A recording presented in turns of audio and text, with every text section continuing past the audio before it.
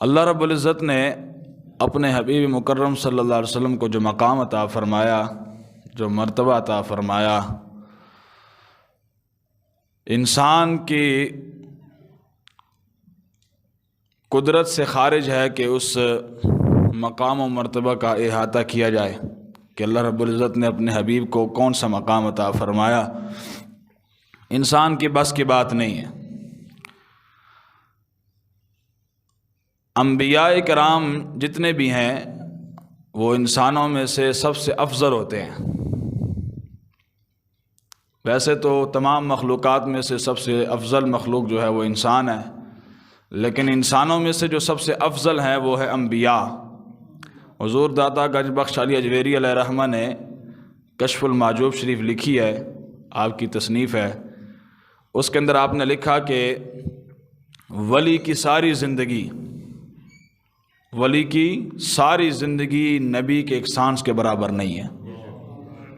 ساری زندگی ولی عبادت کرتا رہے اور ریاضت کرتا رہے، زہد و تقوی اختیار کر کے ولی ساری زندگی اپنی عبادت کرنے کے بعد نبی کے ایک سانس کے برابر اس کی زندگی نہیں ہے۔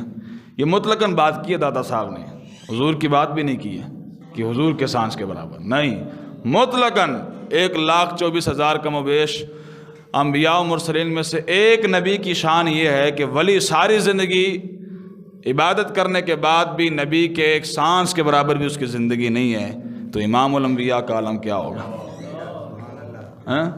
ایک نبی کی یہ مقام ہے تو امام الانبیاء، تو انبیاء انسانوں میں سے سب سے افضل ہوتے ہیں، اور گروہ انبیاء میں سے جب انسانوں میں سے افضل ہو گئے انبیاء میں سے سب سے افضل وہ رسول اللہ صلی اللہ علیہ وسلم کی ذات مبارکہ، سب کے امام، سید الانبیاء، امام الانبیاء رسول اللہ صلی اللہ علیہ وسلم، انبیاء میں سے سب سے افضل رسول اللہ کی ذات۔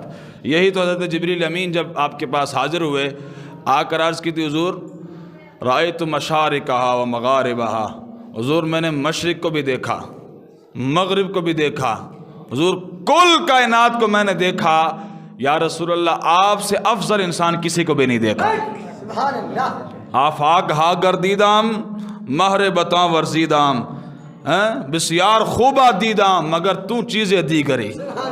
جبریل کہا کرتے تھے یا رسول اللہ پوری کائنات ویکھی تواڈے ورگا حسین و جمیل کسی نے نہیں ویکھی، آپ سے افضل، آپ سے حسین و جمیل، آپ سے بڑے مقام والا یا رسول اللہ کوئی بھی نہیں ہے، یہ جبریل امین فرمایا کرتے تھے۔ تو واقعی انبیاء میں سے، انسانوں میں سے تو انبیاء کا یہ مقام ہے کہ ساری زندگی ولی عبادت کرنے کے بعد نبی کے ایک سانس کے برابر اس کی زندگی نہیں ہے۔ انبیاء میں سے جو سب سے افضل ہے جس کو اللہ رب العزت نے مقام عطا فرمایا وہ رسول اللہ صلی اللہ علیہ وسلم کی ذات مبارکہ ہے۔ یہی تو ہوا نا جب معراج کی رات رسول اللہ تشریف لے گئے وہاں مسجد کے اندر، وہاں امامت کس نے کروائی؟ میرے آقا نے کروائی۔ 1,24,000 کم و بیش انبیاء و مرسلین سارے پیچھے مقتدی بن کر کھڑے تھے، اور رسول اللہ سب سے آگے تھے، امامت کروا رہے تھے۔ تو سب سے افضل رسول اللہ صلی اللہ علیہ وسلم کی ذات مبارک، تو کوئی شخص بھی آپ کے مقام کو نہیں پہچان سکا، نہ پہچان سکتا ہے کہ اللہ رب العزت نے اپنے حبیب کو کون سا مقام عطا فرمایا، وہ رب ہی جانے کہ اس نے اپنے حبیب کو کون سا مقام دیا۔ حضرت سیدنا صدیق اکبر رضی اللہ تعالیٰ عنہ، آپ نے ساری زندگی حضور کے ساتھ گزاری ہے، جوانی کے ایام بھی، پھر بڑھاپے کے، پھر آج بھی غار میں بھی ساتھ ہیں، اور مزار میں بھی ساتھ ہے، غار میں بھی ساتھ تھے۔ حضرت سیدنا صدیق اکبر رضی اللہ تعالیٰ عنہ کو حضور نے مخاطب کر کے ارشاد فرمایا یا ابا بکر لم یعرفنی حقیقتاً غیر ربی، فرمایا ابو بکر یہ نہ سمجھ لا کہ تم نے میری حقیقت کو سمجھ لیا ہے، میرے ساتھ وقت گزارا ہے، میرے مقام و مرتبے کو پہچان گئے ہو۔ فرمایا نہ میری حقیقت میرے رب کے سوا کوئی نہیں سمجھے۔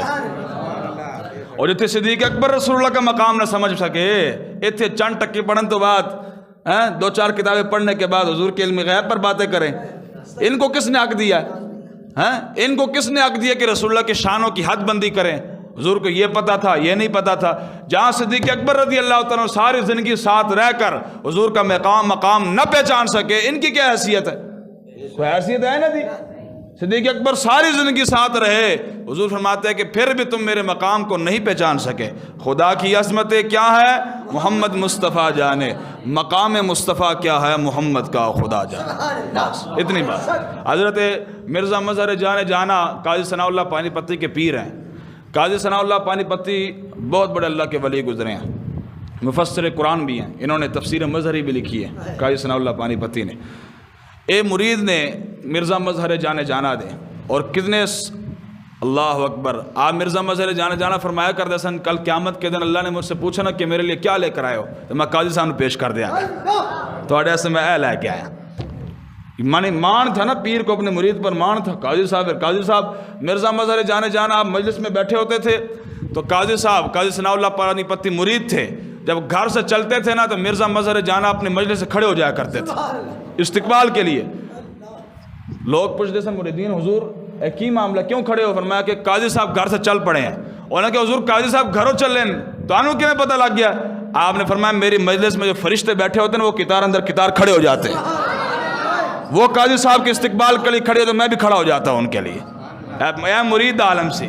اور مرزا مظہر جانے جان آپ کا یہ شعر ہے, فرمایا کرتے سن محمد حامد حمد خدا بس, خدا مدہ ہے مدح مصطفیٰ بس. مرزا مظہر جانے جانا فرمانے سن کہ لوگوں نے ہمیں رولا بنایا ہے جناب ہم حضور کی شان نہیں بیان کریں گے تو کون بیان کرے گا؟ مرزا صاحب فرماتے سنو اللہ کی تعریف کرنے کے لیے حضور کافی اور حضور کی تعریف کرنے کے لیے اللہ کافی. بس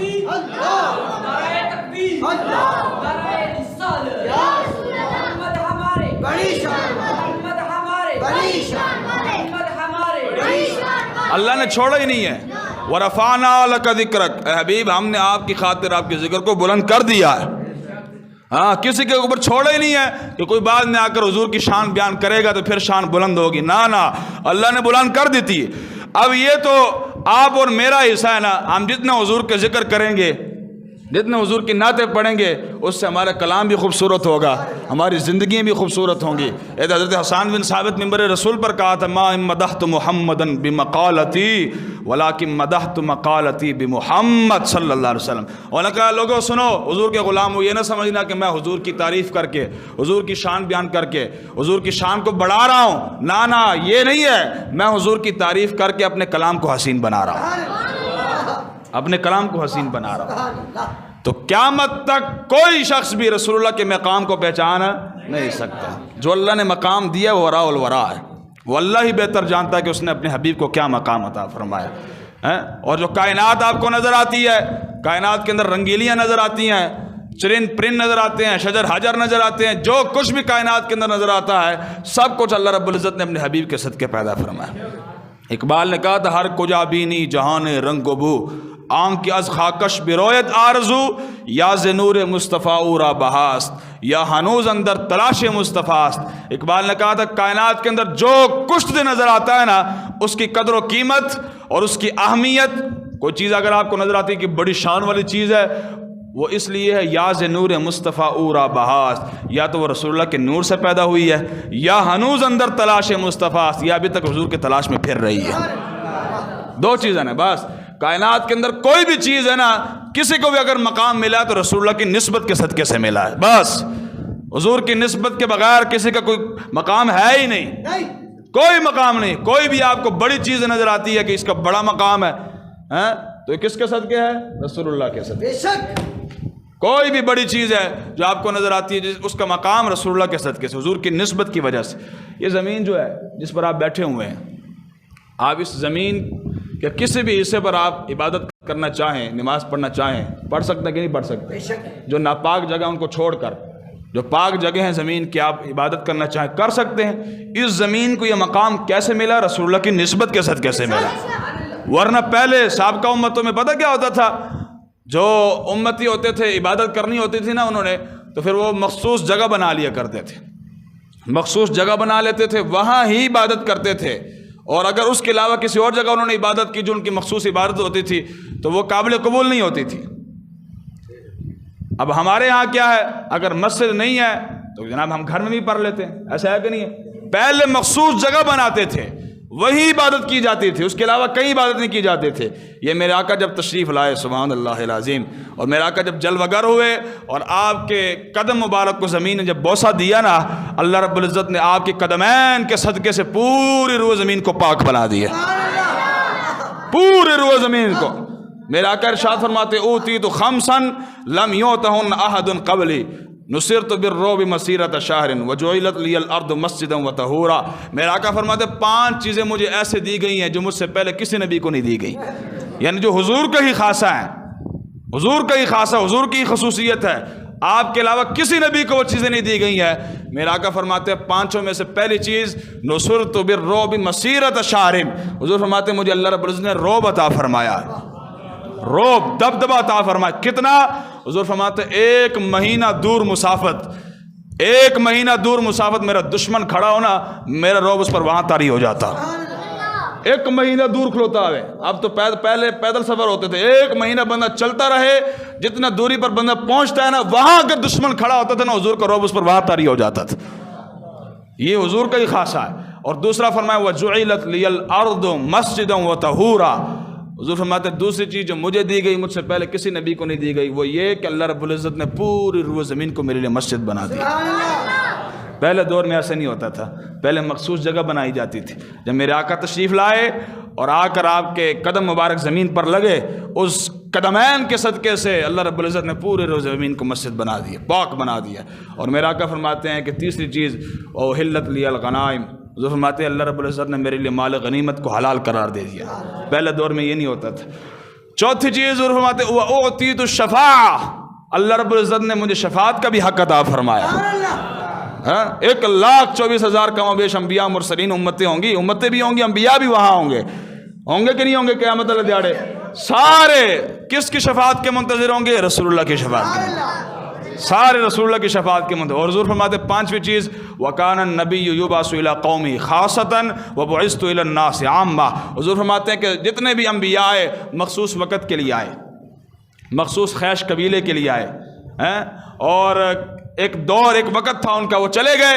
حضور فرماتے جب مجھے اللہ نے بھیجا مخصوص وقت کے لیے نہیں، مخصوص خیش قبیلے کے لیے نہیں، پوری انسانیت کے لیے اللہ نے مجھے نبی بنا کر بھیجا۔ وَمَا أَرْسَلْنَاكَ إِلَّا رَحْمَةً لِّلْعَالَمِينَ، حبیب ہم نے آپ کو ایک جہان نہیں، جتنے بھی جہان ہیں، جہاں جہاں تک اللہ رب العزت کی ربوبیت ہے، وہاں تک رسول اللہ کی رحمت بھی موجود ہے۔ کیا فرمایا؟ الحمدللہ رب العالمین، وہاں بھی عالمین ہے، یہاں بھی عالمین ہے، یعنی جہاں جہاں اللہ رب العزت کی مخلوق بس رہی ہے، جس کو اللہ رب العزت پار رہا ہے، ہر وہاں اسی جگہ تک رسول اللہ کی رحمت بھی گئی ہوئی ہے۔ وَمَا أَرْسَلْنَاكَ إِلَّا رَحْمَةً لِّلْعَالَمِينَ، یہ 5 چیزیں حضور فرماتے ہیں مجھے دی گئی، مجھ سے پہلے کسی نبی کو نہیں دی گئی۔ اب یہ زمین کو مقام ملا کس کے صدقے سے؟ رسول اللہ کی نسبت کے صدقے سے۔ حضور کے قدمین مبارک لگے، یہاں حضور کے جب قدم لگے، اللہ رب العزت نے آپ کے قدم مبارک کے صدقے سے پوری روح زمین کو پاک کر دیا۔ مکہ المکرمہ، مکہ المکرمہ میں رسول اللہ صلی اللہ علیہ وسلم آپ پیدا ہوئے، آپ کے قدم مبارک لگنے سے پہلے کعبۃ اللہ پہلے بھی وہاں موجود، مزدلفہ بھی موجود، عرفات بھی موجود، مقام ابراہیم بھی موجود، حجر اسود بھی موجود، ساری چیزیں موجود ہیں، لیکن اللہ رب العزت نے ایک قسم نہیں اٹھائی۔ دیکھیں پورا حدیث کا ذخیرہ اٹھا کر دیکھیں، قرآن اٹھا کر دیکھیں، قسم نہیں اٹھائی۔ جب میرے آقا پیدا ہوئے اور میرے آقا جب اس کے گلیوں میں چلتے پھرتے تھے، اللہ رب العزت نے قرآن کا نزول فرما دیا، لا اقسم بہذا البلد، اے حبیب میں شہر مکہ کی قسم اٹھاتا ہوں۔ اے حبیب، اے مالک کائنات کیوں اٹھاتا ہے؟ یہاں تیرا گھر ہے، مقام ابراہیم ہے، حجر اسود ہے، اس وجہ سے نہیں، وہ تو پہلے بھی موجود ہیں، بیت اللہ پہلے نہیں تھا رسول اللہ کی آمد سے پہلے، وہ بھی تھا، مقام ابراہیم بھی تھا، حجر اسود بھی تھا، سب کچھ ہونے کے باوجود اللہ نے پہلے قسم نہیں اٹھائی۔ جب میرے آقا کے قدم مبارک لگے، اللہ رب العزت نے فرمایا وَأَنْتَ حِلٌّ بِهَذَا الْبَلَدِ، اے حبیب اس شہر مکہ کی قسم اس لیے اٹھا رہا ہوں کیونکہ اس کی گلیوں میں تو چلتا پھرتا ہے۔ تو نسبت مصطفیٰ کی وجہ سے، رسول اللہ کے قدم مبارک لگنے کی وجہ سے اللہ نے اس کو قسم کے قابل سمجھا، اس کی قسم اٹھائی ہے۔ اور پھر مدینہ پاک شہر وبا تھا، بیماریوں کا مرکز تھا، اس کو یثرب کہتے تھے، یثرب کہتے لان تان کرنے کی جگہ، یعنی جو اس کے قریب سے بھی گزر جاتا تھا اس کو ایسی بیماری لگتی تھی کہ پھر جب اپنے علاقے میں جاتا تھا تو لوگ اس کو لان تان کرتے تھے، یار تو ادھر گیا ہے تو گیا کیوں ہے؟ یعنی ایک بیماریوں کا مرکز تھا، وبا کا مرکز تھا۔ میرے آقا جب مکہ المکرمہ سے آپ نے مدینہ المنورہ کی طرف ہجرت فرمائی اور آپ کے قدم مبارک جب وہاں رنجا ہوئے، سبحان اللہ، اللہ رب العزت نے پورے مدینہ کو جو شہر وبا تھا شہر شفا بنا دیا۔ بیماریوں کا مرکز تھا، حضور نے اس کو شفا کا مرکز بنا دیا۔ اب جس کو پورے کائنات کے اندر، میرا ایمان یہ کہتا ہے کہ پوری کائنات کے اندر جس کو شفا نہ ملتی ہو، رسول اللہ کے شہر میں چلا جائے، حضور کے شہر میں چلا جائے، وہاں کے جا کر مٹی کو صرف چوم لینا، اللہ اس کو شفا عطا فرما دے گا۔ کیسے ہو سکتا ہے کہ شفا نہ ملے؟ حضور نے اس کو شہر شفا بنا دیا۔ پہلے بیماریوں کا مرکز تھا، یثرب کہلواتا تھا، بعد میں آقا نے فرمایا اس کو آج کے بعد یثرب نہیں کہنا، یہ طابہ ہے، یہ طیبہ ہے، یہ مدینہ۔ حضور نے نام بھی عطا فرمائے، پہلے تھا نہیں۔ جب میرے آقا کے قدم لگے، اس کو نسبت ہو گئی میرے آقا سے، اللہ اکبر، اللہ رب العزت نے اس مدینے کو شہر شفا بنا دی۔ اور اسی مدینے کے اندر میرے آقا صلی اللہ علیہ وسلم، آپ کا حجرہ، ام المومنین کا حجرہ، حضرت عائشہ صدیقہ رضی اللہ تعالیٰ عنہ جس میں آپ رہتے تھے، وہ حجرہ کیسا تھا؟ ام المومنین فرماتی ہیں کہ ایک بندہ کھڑے ہو کر آسانی کے ساتھ اس کی چھت کو ہاتھ لگا لیا کرتا تھا، اتنا سا وہ حجرہ تھا۔ اس حجرے کا کیا مقام، کیا مرتبہ، پہلے کچھ بھی نہیں تھا اس کا مقام، لیکن جب میرے آقا وہاں جلوگر ہوئے، آپ کا مزار مقدس بنا اور آپ کا وجود مقدس وہاں مدفون ہوا، اب علماء فرماتے ہیں کہ اس جگہ کا مقام پتہ کیا ہے؟ وہ جو زمین، جس زمین پر میرے آقا کا جسم مبارک مدفون ہے، اس زمین، اس جگہ کا مقام حضور علماء فرماتے ہیں کہ وہ مقام عرش الہی سے بھی افضل و اعلیٰ ہے۔ عرش الہی اس سے بھی افضل و اعلیٰ ہے۔ کعبۃ اللہ کی بات نہیں کی کہ کعبۃ اللہ سے افضل و اعلیٰ ہے، کیوں؟ کعبۃ اللہ سے تو ایک عام مد مومن کی بھی شان افضل و اعلیٰ ہے۔ حضور نے یوں مخاطب کر کے ارشاد فرمایا تھا، کعبۃ اللہ تیری بڑی شان ہے، بڑا مقام و مرتبہ ہے، لیکن میری امت کے ایک ادنا مومن کا مقام تجھ سے افضل و اعلیٰ ہے۔ وہ تو ایک عام امتی کا مقام کعبۃ اللہ سے افضل و اعلیٰ تو امام الانبیاء، امام الانبیاء۔ تو فرمایا وہ جو جگہ جہاں رسول اللہ جلوگر ہیں، وہ جگہ جو ہے وہ عرش الہی سے بھی افضل و اعلیٰ۔ پہلے اس جگہ کو یہ مقام نصیب نہیں ہوا تھا، بعد میں نصیب ہوا جب رسول اللہ کے ساتھ نسبت ہو گئی ہے۔ کائنات کے اندر کوئی بھی چیز ہے، کوئی بھی چیز ہے، آپ دیکھتے ہیں بڑے مقام والی ہے، وہ مقام اس کو ایسے نہیں مل گیا، مقام اس کو ملا ہے تو رسول اللہ کی نسبت کی وجہ سے ملا۔ ہاں، رسول اللہ، نسبت بہت بڑی چیز ہوتی ہے۔ اب دیکھا نا، میں نے پہلے بھی مثال دی ہے کہ قرآن مجید ہے، قرآن مجید کے کاغذ پر لکھا ہوا ہے، اب اسی جیسے کاغذ لاکھوں کروڑوں زمین پر گرے ہوتے ہیں، لیکن ایک وہ ہے جس پر قرآن مجید کا حرف یا لفظ لکھا گیا ہے، اس کو کوئی نیچے گرنے دیتا ہے؟ کاغذ ہی ہے نا، کاغذ تو جیسے لاکھوں کروڑوں زمین پر پڑے ہوئے ہیں، اس کو کوئی اٹھانے کے لیے تیار نہیں ہوتا، اس کو کوئی گرانے کے لیے تیار نہیں ہوتا۔ وجہ اس کی نسبت نہیں ہوئی، اس کی نسبت قرآن سے ہو گئی ہے۔ جب نسبت ہو جاتی ہے کسی کی کسی چیز کے ساتھ، پست بھی ہو، نسبت کے بعد وہ چیز بلند سے بلند تر ہو جاتی ہے۔ اسی طرح قرآن کا غلاف ہے، اب غلاف قرآن آپ دیکھ لیں، کپڑا ہے، اس جیسے لاکھوں کروڑوں کپڑے زمین پر پڑے ہوتے ہیں، کوئی اٹھانے کے لیے تیار نہیں ہوتا، لیکن ایک وہ کپڑا بھی ہے جس کا آپ نے قرآن کا غلاف بنا دیا، اب اس کو نیچے گرنے دیتا ہے؟ کوئی بھی صاحب شعور بندہ، ذی فام فراست رکھنے والا بندہ نیچے گرنے دیتا ہے اس کو؟ نہیں، اس کو اٹھا کر چونک کر آنکھوں سے لگا کر اوپر رکھتا ہے۔ وجہ کیا ہے؟ کپڑے تو اس جیسے لاکھوں ادھر پڑے ہوئے ہیں، یہ بھی کپڑا ہے، نسبت کا فرق ہے صرف۔ کس کا فرق ہے؟ نسبت کا۔ وہ جو کپڑے زمین پر پڑے ہیں ان کی نسبت کسی اچھی چیز کے ساتھ نہیں ہوئی، اس کی نسبت قرآن کے ساتھ ہو گئی۔ جب قرآن کے ساتھ ہوئی، قرآن چونکہ بلند ہے، اس نے پس چیز کو بھی بلند کر دیا۔ اسی طرح قرآن جب کسی کے سینے میں آ جاتا حافظ قرآن بندہ بن جائے، عالم دین بن جائے، انسان تو سارے ہیں، لیکن حافظ قرآن، عالم دین کی شان، اس کا مقام و مرتبہ سب سے الگ کیوں ہوتا ہے؟ وجہ کیا ہے؟ اس کا اپنا مقام نہیں ہے، انسان تو وہ سارے ہیں، اس کے بھی دو کان ہیں، اس کے بھی دو ہاتھ ہیں، سارے انسانوں کے دو ہاتھ ہیں، ساروں کے دو ٹانگیں ہیں۔ فرق عام بندے اور عالم دین اور حافظ قرآن کے اندر کیا ہے کہ اس کے پاس قرآن کی دولت نہیں ہے، اس کے سینے میں قرآن کی دولت موجود ہے۔ وہ قرآن نے اس کو پستی سے نکال کر بلندی کی طرف اس کو لے گئے۔ یہ نسبت بہت بڑی چیز ہوتی ہے، میرے آقا کی نسبت، سبحان اللہ۔ یہی تو جھگڑے ہیں، آج کچھ لوگ وہ ہیں کہ جو اصحاب رسول صلی اللہ علیہ وسلم کے محبین بنتے ہیں اور اہل بیت رسول اللہ علیہ وسلم کے گھر والے ان پر طعن و تشنیع کرتے ہیں، اور کچھ وہ ہیں جو اہل بیت کرتے رہتے ہیں، اصحاب رسول پر طعن و تشنیع کرتے ہیں اور بکواسات کرتے ہیں۔ یہی تو وجہ ہے کہ ہم نے مرکز کو چھوڑ دیا ہے۔ مرکز ہے رسول اللہ کی ذات، رسول اللہ صلی اللہ علیہ وسلم کی ذات کو مانو، اور پھر جس نے رسول اللہ کی مان لی ہے اور جو رسول اللہ کے ساتھ جڑ گیا ہے آپ اس کا بھی ادب کرو۔ یہ ہے فرق بس۔ وہ لوگ کیا کرتے ہیں، استغفر اللہ، یہاں تک جو محبین اصحاب رسول بنتے ہیں، اصحاب رسول کے محب بنتے ہیں، وہ تو یہاں تک کہہ دیتے ہیں استغفر اللہ کہ رسول اللہ صلی اللہ علیہ وسلم کی قسمت اچھی کہ حضرت ابو بکر اور حضرت عمر جیسے غلام مل گئے۔ استغفر اللہ، غلوب کرتے ہیں نا، محبت میں غلوب کر جاتے ہیں۔ اور اس جانب جو اہل بیت کرتے ہیں اور اصحاب رسول کا بغض ان کے دلوں میں موجود ہوتا ہے، وہ کیا کہتے ہیں، وہ کہتے ہیں جناب رسول اللہ کی قسمت اچھی، استغفر اللہ کے حسن اور حسین جیسے نواسے مل گئے۔ افراد و تفرید کا شکار ہو گئے، لیکن ہم اہل سنت والجماعت ہیں، ہم سب کا ادب و احترام کرنے والے۔ ہم نے اصحاب رسول کو مانا تو رسول اللہ کے صدقے سے مانا، اہل بیت کو مانا تو رسول اللہ کے صدقے سے مانا۔ ہم کہتے ہیں کہ سنو، ابو بکر و عمر کی قسمت اچھی کہ رسول اللہ جیسے آقا نصیب ہو گئے، رسول اللہ جیسے آقا مل گئے، اور ادھر حسن و حسین کی قسمت اچھی، رسول اللہ جیسے نانا مل گئے۔ مرکز رسول اللہ کی ذات ہے، مرکز حسن و حسین نہیں ہے، مرکز ابو بکر و عمر نہیں ہے۔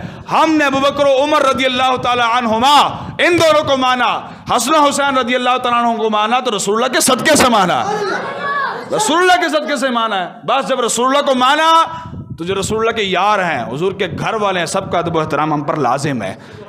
یہ بات ہے، یہ نہیں ہے کہ جناب اہل بیت کے محب بن کر اصحاب رسول پر بکواس کرے اور اصحاب رسول کے محب بن کر جناب اہل بیت پر طعن و تشنیع کرے، ایسی بات نہیں ہے۔ ہم اہل سنت والجماعت، ہم سب کو اصحاب رسول کو اپنے سر کا تاج مانتے ہیں، اہل بیت کو بھی اپنے سر کا تاج مانتے ہیں۔ وجہ کیا ہے؟ صرف نسبت رسول ہے، صرف نسبت رسول ہے۔ ابو جہل کو ہم کیوں نہیں مانتے؟ ابو لہب کو کیوں نہیں مانتے؟ اللہ کے چچا بھی ہیں، رشتہ دار بھی ہیں رسول اللہ کے، اور حضور کو دیکھا بھی ہے۔ کیا وجہ ہے؟ ان کو رسول اللہ کی نسبت حاصل نہیں ہوئی، صحابیت جیسی عظیم شان، عظیم مرتبہ ان کو حاصل نہیں ہوا، ہم ان کو نہیں مانتے۔ ابو بکر صدیق رضی اللہ تعالیٰ کو ہم نے اس لیے مانا کہ انہوں نے ساری زندگی رسول اللہ کی غلامی اختیار کی ہے، ساری زندگی رسول اللہ کے ساتھ گزاری ہے اور ساری زندگی حضور کی خدمت کی ہے۔ فاروق اعظم کو اس لیے مانتے ہیں، عثمان غنی کو اس لیے مانتے ہیں، مولا علی رضی اللہ تعالیٰ عنہم سب کو ہم اس لیے مانتے ہیں کہ انہوں نے رسول اللہ صلی اللہ علیہ وسلم کی صحبت اختیار کی ہے، حضور کی نسبت ان کے پاس موجود ہے۔ یہی تو وجہ ہے، دیکھو نا، حضرت امیر معاویہ رضی اللہ تعالیٰ عنہ اور حضرت مولا علی رضی اللہ تعالیٰ عنہ، ان کے آپس میں تھوڑے معاملات تھے، اختلافات تھے، مشاجرات ان کے آپس میں درمیان میں ہوئے۔ دو بھائیوں کا بھی آپس میں اختلاف ہو جاتا ہے، ہوتا ہے کہ نہیں ہوتا؟ اب تیسرے کو حق بنتا ہے کہ جناب ان کے درمیان منصف بن کر اور جناب فیصلے کرنا شروع کر دے، جناب تو غلط ہے تو صحیح ہے، کسی کو حق نہیں پہنچتا، دو بھائیوں کا اختلاف ہو جاتا ہے۔ اب مولا علی رضی اللہ تعالیٰ عنہ اور حضرت امیر معاویہ رضی اللہ تعالیٰ عنہ دونوں ہمارے سروں کے تاج ہیں، دونوں ہمارے سروں کے تاج ہیں۔ کیوں؟ دونوں صحابی رسول ہیں۔ آپس میں ان کے جو اختلافات ہوئے ہیں وہ ان کے اپنے ہیں، وہ اللہ جانے، اللہ کا رسول جانے اور وہ جانے۔ آپ اور میرا حق یہ ہے کہ ہم نے صرف ان کا ادب و احترام کرنا ہے، کیونکہ دونوں صحابی ہیں، دونوں صحابی ہیں۔ جب دونوں صحابی ہیں، صحابی ہونے کے ناطے ہم نے دونوں کا ادب و احترام کرنا ہے۔ باقی جو ان کے درمیان معاملات ہوئے ہیں، اختلافات ہوئے ہیں، مشاجرات ہوئے ہیں، وہ اللہ جانے، اللہ کا حبیب جانے۔ آپ اور مجھے کوئی حق نہیں پہنچتا جناب ہم اٹھ کر جناب فیصلے کرنا شروع کر دے، جی علی حق پر تھے، فلانا جناب باطل پر تھا۔ کوئی حق کسی کو نہیں ہے، کسی کو حق نہیں ہے۔ آپ اور میں، ہمارا صرف اتنا کام ہے کہ ہم نے دونوں کا ادب و احترام کرنا ہے، بس دونوں کا۔ اور تیرے پاس اتنا ویلا ٹائم ہے نا تو بیٹھ کے نماز سے کہتے جیسے چوک چار بہن نے جناب وہ جی مولا علی نے ایسے کر دیا، امیر معاویہ کے جناب یہ ہو گیا، فلانا ہو گیا۔ تیرے پاس اتنا ویلا ٹائم ہے نا، بیٹھ کے حضور تے درود پڑھ۔ کیوں اپنا ایمان خراب کر رہا ہے؟ کیوں ایمان خراب کر رہا ہے؟ وہ اصحاب رسول ہیں، وہ اہل بیت اعظام ہیں، وہ پاکان امت ہیں، ان کی شان وراء الورا ہے۔ کوئی امیر معاویہ رضی اللہ تعالیٰ کے خلاف بکواس کرے، وہ تو سورج ہیں، حضور نے فرمایا کہ نہیں فرمایا اصحابی کالنجوم فبأیہم اقتدیتم اہتدیتم. حضور فرماتے ہیں میرے سارے اصحاب جو ہیں وہ آسمان کے ستارے ہیں. اب آسمان کی طرف کو تھوکے، تھوک کدھر جاتی ہے؟ کدھر جاتی ہے؟ منہ پہ جاتی ہے نا. تھوکو آسمان کی طرف، منہ تھوک جو ہے منہ پر ہی آئے گی. امیر معاویہ کے خلاف بکواس کرو گے تو منہ جو تھوک ہے منہ پر ہی آئے گی. تمہارا کام صرف کیا ہے؟ ادب و احترام کرنا ہے، صرف اس لیے کہ وہ رسول اللہ صلی اللہ علیہ وسلم کے صحابہ ہیں، حضور کے اہل بیت ہیں، سب کا ادب و احترام. صرف حضور کو آپ نے دیکھنا ہے کہ حضور کے، چونکہ حضور کی نسبت ان کو حاصل ہے، حضور کے ساتھ انہوں نے جناب وقت گزارا ہے، حضور کی صحبت اختیار کی ہے، تو سب کا ادب و احترام ہم پر لازم ہے. یہی تو وجہ ہے کہ ہم اہل سنت والجماعت اس لیے ہم سب کا ادب و احترام کرتے ہیں کہ ہم مرکز رسول اللہ کی ذات کو مانتے ہیں، مرکز رسول اللہ کی ذات کو مانتے ہیں. اب جو رسول اللہ کے ساتھ مل گیا، جس کی نسبت رسول اللہ کے ساتھ ہو گئی، ہم اس کا بھی ادب و احترام کرتے ہیں. کیوں جی؟ اسی داتا صاحب نے منیا، کن صدقے منیا؟ رسول اللہ کے صدقے سے. ہم نے علم الدین کو مانا، کس کے صدقے سے مانا؟ ممتاز قادری کو مانا، رسول اللہ کے صدقے. علامہ خادم حسین رضوی صاحب نے منیا، حضور کے صدقے سے. جس کو بھی مانا ہے، اعلیٰ حضرت فاضل بریلوی نے منیا، حضور کے صدقے سے مانا. اور جناب غوث اعظم کو مانا، رسول اللہ کے صدقے سے مانا. اوپر چلتے چلے جاؤ، سب کو مانا، کس کے صدقے سے؟ رسول اللہ کے صدقے سے. بس بات ختم ہے. جو رسول اللہ سے ایسے ایسے ہوا، دائیں بائیں ہوا، چاہے ہمارا باپ بھی کیوں، ہم اس کو نہیں مانتے. بات ختم ہے. دل بمحبوب حجازی بستائم، زی جہت بیک دیگر پیوستائم. اقبال نے کہا تھا کہ قیامت تک ہم نے دل رسول اللہ کے ساتھ لگا کر رکھا، اور جو قیامت تک حضور کا ہو گیا، ہم نے اس کے ساتھ بھی دل لگا لیا. وہ جو مرضی ہو، رنگ کا کالا ہی کیوں نہ ہو. حضرت بلال حبشی رضی اللہ تعالیٰ عنہ، آپ کا رنگ کالا تھا، ہونٹ لٹک رہے تھے. مانا کہ نہیں مانا؟ ہم نے مانا کہ نہیں مانا؟ ہم تو جناب اپنی مسجدوں کے نام بھی مسجد بلال رکھتے ہیں، پترا دے نام ہی بلال رکھنے ہیں شوق نال. کیوں؟ انہوں نے رسول اللہ کے ساتھ محبت کی ہے، رسول اللہ کے ساتھ جناب صحبت ان کی اختیار کی ہے.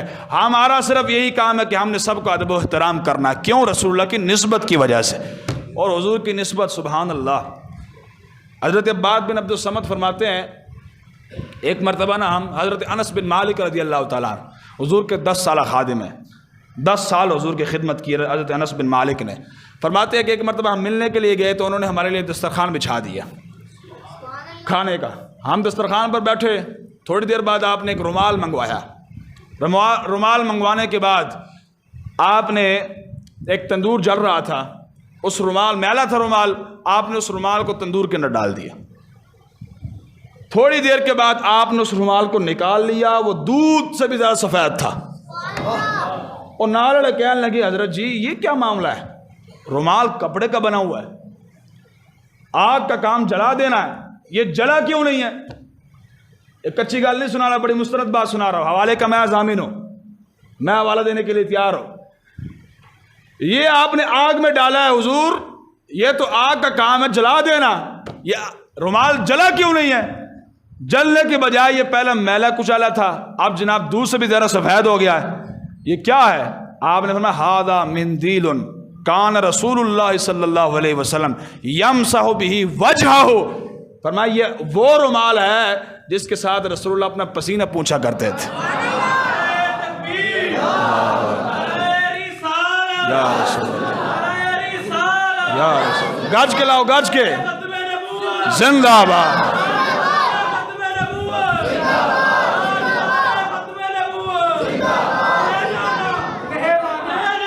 انہیں مانا، انہیں مانا، انہیں مانا، انہیں مانا.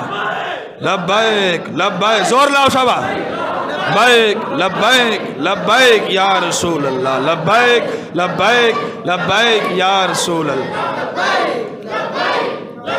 یا رسول اللہ، لبیک لبیک لبیک یا رسول اللہ. کا مطلب کیا؟ پورے ریاست کیا ہوگا؟ آپ نے فرمایا یہ عام رومال نہیں ہے کہ جو جل جائے گا، یہ وہ رومال ہے جس کے ساتھ رسول اللہ اپنا پسینہ پونچھا کرتے تھے. ہاں، جس کے ساتھ رسول اللہ اپنا پسینہ پونچھے اس کو آگ نہیں جلا سکتی. جو ساری زندگی رسول اللہ کی خدمت کرتا رہا اس کو آگ جلا دے گی؟ کیسے ہو سکتا ہے؟ تو رسول اللہ کے غلام، ایسے تو نہیں کہا کہ محمد کے غلاموں کا کفن میلا نہیں ہوتا. اوے تو آیا نہ درتے کیوں بد نصیبہ ہزارہ رنگا میں چرنگے دے محمد، آؤ تو صحیح ہے رسول اللہ کے در پر۔ رسول اللہ وہ کچھ دیتے ہیں کہ جناب تمہاری سمجھ سے بھی بالا تر ہے، تمہاری سمجھ سے بھی بالا تر۔ تو کمال اس رومال کا نہیں تھا، کمال رسول اللہ کی نسبت کا تھا، کمال رسول اللہ کی نسبت کا تھا۔ تو آج بھی ضرورت اس چیز کی ہے کہ ہم رسول اللہ کے ساتھ جڑ جائے، حضور کے ساتھ اپنا تعلق جوڑ لے۔ آج امت مسلمہ دن بدن ذلت کی طرف اس لیے جا رہی ہے کہ ہم نے تعلق رسول اللہ سے توڑ لیا۔ جب تک ہمارا تعلق رسول اللہ کے ساتھ جڑا رہا اور ہم جناب رسول اللہ کے غلام بنے رہے اور یورپ کی غلامی کو ہم نے تسلیم نہ کیا، آج ہمیں رسول اللہ کی غلامی چھوڑ کر یورپ کی غلامی پر فخر ہوتا ہے، تو پھر دیکھیں آج پوری دنیا پر مسلمان ذلیل ہوئے کہ نہیں ہوئے؟ جو کرنی ہو جہانگیری تو محمد کی غلامی کر، جو کرنی ہو جہانگیری، ایک جہان نہیں پوری کائنات پر حکمرانی کرنی ہو تو محمد کی غلامی کر۔ عرب کا تاج سر پہ رکھ، خدا بندے عجم ہو جا۔ اگر پوری کائنات پر بادشاہت کرنی ہے تو رسول اللہ کا غلام بن جا۔ یورپ کی غلامی پہ رضامند ہوا تو مجھ کو تو گلا تجھ سے ہے، یورپ سے نہیں ہے۔ اقبال نے کیا سے کہ جناب رسول اللہ کی غلامی چھوڑ کر یورپ کی غلامی تو نے اختیار کی ہے، اب مجھے یورپ سے کیا گلا ہے؟ گلا تو مجھ سے تجھ سے ہے کہ تو نے رسول اللہ کو چھوڑ کر یورپ کی غلامی اختیار کر لی ہے۔ یورپ کی غلامی انہیں تمہیں دینا کیا ہے؟ وہ کچھ بھی نہیں دے سکتے، دینا ہے تو سب رسول اللہ نے دینا۔ قبر میں کام آنا کس نے؟ یورپ نے کام آ جانا ہے؟ یورپ کا کوئی انگریز کالا چٹا انگریز آپ کے کام آ جائے گا؟ قبر میں کس نے کام آنا؟ رسول اللہ نے کام آنا۔ کل حشر میں کس نے کام آنا؟ رسول اللہ نے کام آنا۔ تو ان سے وفا کرو۔ کیا خیال ہے؟ رسول اللہ صلی اللہ علیہ وسلم ارشاد فرماتے کل قیامت کا دن ہوگا، انبیاء کے لیے نور کے ممبر بچھا دیے جائیں گے، سارے انبیاء اس پر جلوہ گر ہو جائیں گے، میں نہیں بیٹھوں گا۔ میرے لیے بھی ممبر بچھایا جائے گا، حضور فرماتے ہیں میں ممبر پر نہیں بیٹھوں گا۔ پوچھا گیا حضور کیوں نہیں بیٹھیں گے؟ فرمایا میں اپنی امت کو چھوڑ کر ممبر پر بیٹھ جاؤں؟ میری امت مجھے ڈھونڈ رہی ہوگی، میں اپنی امت کو چھوڑ کر ممبر پر بیٹھ جاؤں؟ فرمایا ایسا نہیں ہو سکتا، جب تک میری امت ساری بخشی نہیں جائے گی میں ممبر پر نہیں بیٹھوں گا۔ رسول اللہ تھوڑے واسطے اتنا جناب کرتے رہے تھے، تسی کی کر رہے ہو آج رسول اللہ نال؟ آج جناب تھوڑا سا حضور کی محبت کی بات ہو جائے، حضور کے عشق کی بات ہو جائے تو لوگوں کو جناب پتہ نہیں کیا ہونا شروع ہو جاتا ہے۔ چھوڑو جی بس توحید توحید توحید، عشق کی بات نہ کرو، محبت کی بات نہ کرو، رسالت کی بات نہ کرو، اور بھائی لا الہ الا اللہ محمد الرسول اللہ، بندہ مسلمان ہو ہی نہیں سکتا۔ توحید کے ساتھ ساتھ رسالت ضروری ہے، توحید کے ساتھ ساتھ رسالت ضروری ہے۔ جب تک رسول اللہ سے محبت نہیں ہے، حضور فرماتے لا یؤمن احدکم حتی اکون احب الیہ من والدہ وولدہ والناس اجمعین۔ حضور فرماتے ہیں اس وقت تک بندہ کامل مومن ہو ہی نہیں سکتا جب تک میں اس کے نزدیک اس کے والدین سے، اس کی اولاد سے اور تمام لوگوں سے زیادہ محبوب نہیں ہو جاتا۔ محبت کسی اور نہ جوڑنی ہے، تعلقات کسی اور کے ساتھ رکھنے، رجحانات کسی اور طرف ہونے، پھر کہنا جناب ہم عزت دار نہیں ہیں، ہمارے گھروں میں برکت نہیں ہوتی، ہمارے گھر میں سکون نہیں ہے۔ سکون کہاں سے آئے گا؟ تیرا تعلق رسول اللہ سے توڑ کر تو نے کسی اور کے ساتھ جوڑا ہوا ہے، سکون کہاں سے آئے گا؟ برکت کہاں سے آئے گی؟ تو بھائی یہ زندگی نے فنا ہو جانا ہے، ختم ہو جانی ہے۔ اصل زندگی آخرت والی زندگی ہے۔ وہاں اگر چاہتے ہو کہ رسول اللہ تم جاؤ تو رسول اللہ تمہارے لیے بازو شفاعت کھول دے، تو آج رسول اللہ کی عزت کی بات کرو، آج حضور کے دین کی بات کرو۔ جہاں بیٹھو اتنے چار بندے نا چوک چے تو کی گلا کر رہے ہوں، بجائے اس کے حضور کی شان کی بات کریں، کیا باتیں کر رہے ہوتے؟ او جی حضور نے تو فلانی چیزیں پتہ ہی نہیں سی ہے، علم غیب نہیں تھا حضور کو، حضور کو یہ نہیں تھا، حضور کو یہ نہیں تھا، حضور کو یہ نہیں تھا۔ اور بھائی یہ کام تمہارا نہیں ہے، جہاں چار اکٹھے ہو کر بیٹھو یہ پوچھو بتاؤ حضور کا چہرہ کیسا تھا، اور 10 حضور دیہات کے ہو جیسا، اور 10 حضور چلتے کیسے تھے، اور بتاؤ حضور جناب بیٹھتے کیسے تھے، یہ بتاؤ حضور کھاتے کیسے تھے، حضور لیٹتے کیسے تھے۔ یہ باتیں کرنے والی ہیں۔ آج قوم نے کیا باتیں شروع کر دی ہیں؟ جہاں چار بیٹھتے دین کے خلاف باتیں، رسول اللہ کے خلاف باتیں۔ یہ باتیں ایسے ہیں کہ نہیں ہے؟ سچے گلیں نے جتنے چار بیٹھتے جناب دین کے خلاف گلنا شروع کر دیں، اسلام کے خلاف باتیں شروع کر دیں۔ تمہارا یہ کام نہیں ہے، بیٹھو ایک دوسرے سے پوچھو یار بتا کوئی حدیث آتی ہے تو حدیث سنا ذرا رسول اللہ کی، اگر کوئی جناب رسول اللہ کا کوئی بات تجھے آتی ہے تو رسول اللہ کی کوئی بات سنا، اور سنا رسول اللہ کا چہرہ کیسا تھا، حضور کے ہاتھ کیسے تھے۔ بس اے گلنا سن دے جناب تجھے قبر سے چلے جاؤ، یہ بات ہے۔ رسول اللہ کے خلاف بات سنو ہی نہ، جہاں بات ہو اٹھ کر نکل جاؤ۔ انہوں نے کہا جاؤ تو آنا تمہاری مجلس مبارک ہو، میں رسول اللہ کے خلاف بات نہیں سن سکتا۔ یہ ہے ایمان کہ رسول اللہ کے خلاف بات ہونے لگے مجلس چھوڑ دو، اٹھ جاؤ نکل جاؤ. کہ میں رسول اللہ کے خلاف بات نہیں سن سکتا, میرے کان بنے ہی اس لیے ہے کہ میں نے رسول اللہ کی شان سننی ہے.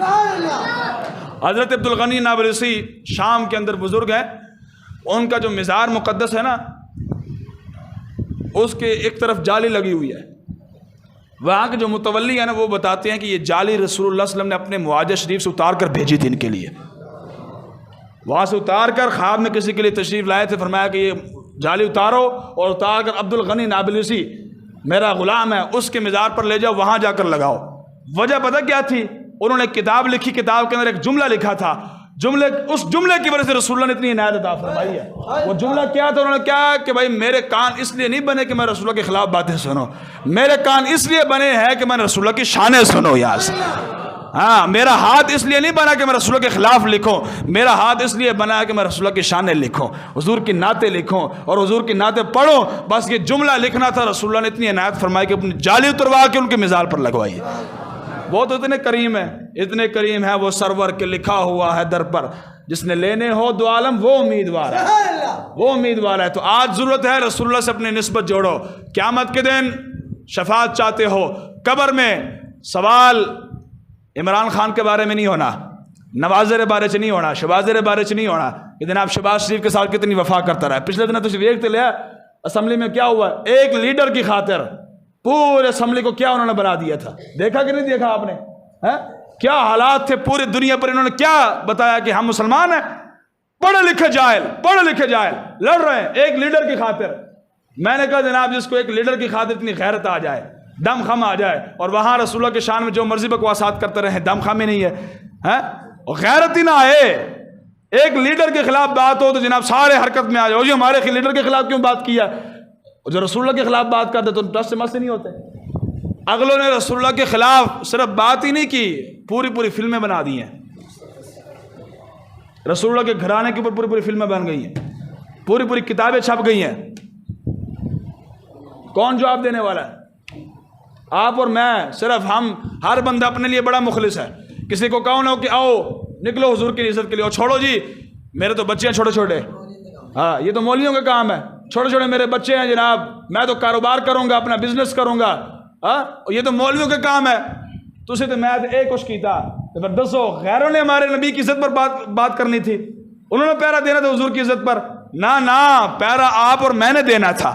اسلام کی بات آپ اور میں نے کرنی تھی, دین کی بات آپ اور میں نے کرنی تھی. لیکن ہمارا حال کیا ہے, ہم جہاں چار چوک میں بیٹھتے ہیں جناب دین کے خلاف بات کرتے ہیں, دین کے اوپر بات نہیں کرتے کہ بھائی ہمارا دین کیا کہتا ہے, اسلام ہمارا کیا کہتا ہے. تو آج اس چیز کو بدلو. یہ بڑی ہی انہوں نے کہا تھا, میرے مرشد فرمایا کرتے ہیں کہ انگریزوں نے کہا کہ جب مر جاتے ہیں نا, شہید ہو جاتے ہیں, شہید ہونے کے بعد بھی ہنس رہے ہوتے ہیں. دیکھیں منظر, جب مسلمان شہید ہوتا ہے تو ہنس رہا ہوتا ہے کہ نہیں ہنس رہا ہوتا, اس کے گھر والے خوش ہوتے ہیں کہ نہیں ہوتے.